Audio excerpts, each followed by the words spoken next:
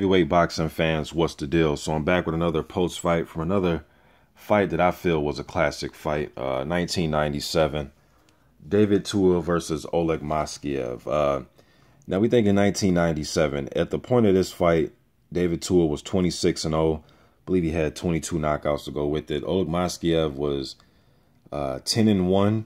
So he was thrown in there pretty damn tough to be put in there with David Tua. Now his one loss was to Oliver McCall, and he got knocked out. And it was McCall's next fight after he lost to Frank Bruno. So he was thrown in there pretty damn tough, man, for his first 12 fights to get thrown in there with McCall and David Tua. All right, and we know Maskaev went on later in his career to have some success. He ended up beating Rockman. He beat Rockman twice. Both of these guys, ironically, fought Rockman twice. But he beat Rockman the second time for the WBC title in 2006, dramatic 12th round TKO. And Maskaev, I think he defended it one time, then he ended up losing to Sam Peter. I believe that fight was in Mexico when he lost to Peter. But anyways, David Tua, like I said, he was undefeated. He had put on some vicious knockouts, knocked out John Ruiz in the first round, knocked out Darryl Wilson. Wilson was the guy to hand Shannon Briggs his first loss. Wilson was also undefeated at the time Tua knocked him out. Then we know Tua later went on to defeat Rockman a few times, although the second fight was debatable. Knocked out Moore, and he stopped at Kendo. So he had some success in his career, although he didn't win the title. But back in the 90s, you know, around this time, he was getting a lot of good sparring in with Evander Holyfield. He got Holyfield ready for his fight with Mike Tyson. He also knocked out David Izon, who was a tough guy, you know. Wasn't a world beater, but a tough, solid guy, 6'3", with a 83-inch reach, close to like 230 pounds, in shape. Izon had beat Luke Savarese back when I believe Savarese only had a loss or two when Izon was able to beat him.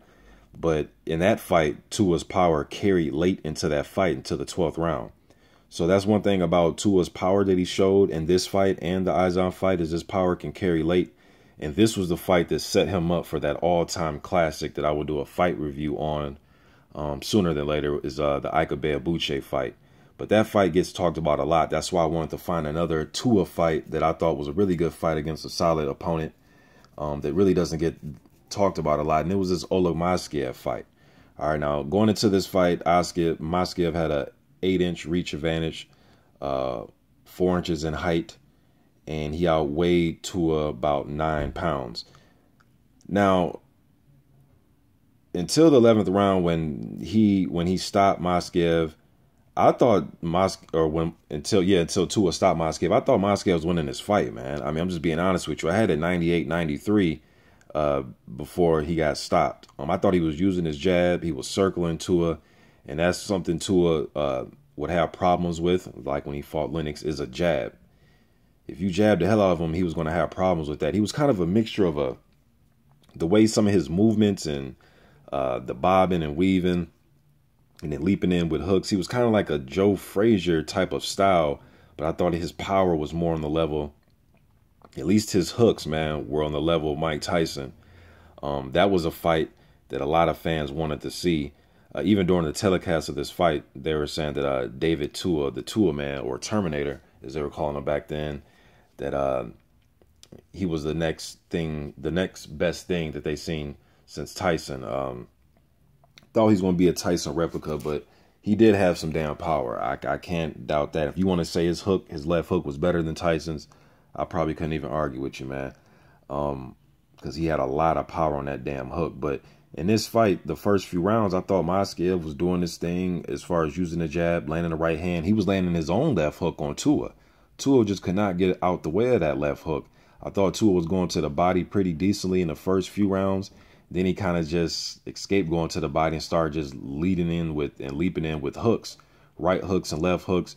It's like them was the only punches he was really throwing. I was waiting for something down the middle with a right hand or just some straight punches here and there, but Tua was hook crazy, man. And, you know, rightfully so, because he had a lot of power with his hooks. But I thought he was getting circled, thought he was getting out jabbed, thought he was getting beat to the punch. I did think he was landing some solid work. He started to bust Maskaev up, You could tell that Tua's hooks were starting to affect Maskaev's face. He started to get a little bulge on the side of his face, like under his eye. So he was getting busted up a little bit. His corner had me cracking up, man. There was one time Maskaev went back to his corner and they were like, walk back to the corner like a man, not like a pussy or something like that. But his corner was telling him the right advice, man. They were giving the right advice. Tua in his corner, I noticed he had Lou Duva and he had Ronnie Shields in his corner. So he had a great corner also.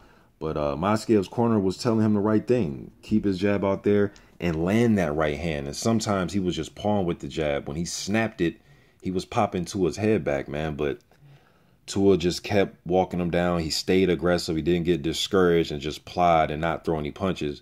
He stayed aggressive. He stayed trying to hunt Maskaev down. It was a right hand, an overhand right, and then a left hook that got him against the ropes and kind of buzzed him. Then it was another left hook and then another left hook that knocked him down. He went down kind of face first into the ropes. And then when he got up, the ref stepped in and stopped it. I thought they stopped it a little bit too early. Now, when he got up, he was kind of out on his feet a little bit, but at least try to give the man a 8-second count, because maybe in them 8, 9, 10 seconds, he could have regained his focus and at least covered up or try to fight back or move a little bit and finish out the round.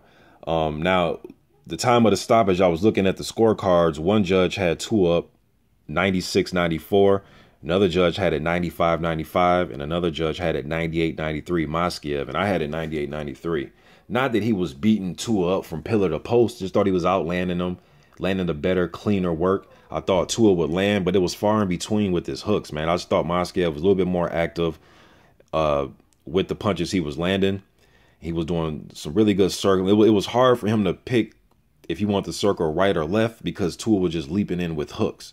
So he was kind of damn near in no man's land. But when he was keeping his distance and keeping Tua at the end of his punch, then it was better for him if he wanted to circle left or circle right. But sometimes he was in no man's land where he wasn't far enough out, but he wasn't necessarily right into his, right in front of him.